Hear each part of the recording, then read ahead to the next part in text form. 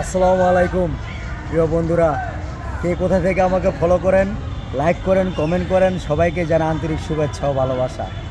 চলে এলাম আজ পবিত্র জুমা মুবারক, চলে আসলাম ঢাকা রমনা পার্ক এক বন্ধুর সাথে, প্রিয় বন্ধুর সাথে।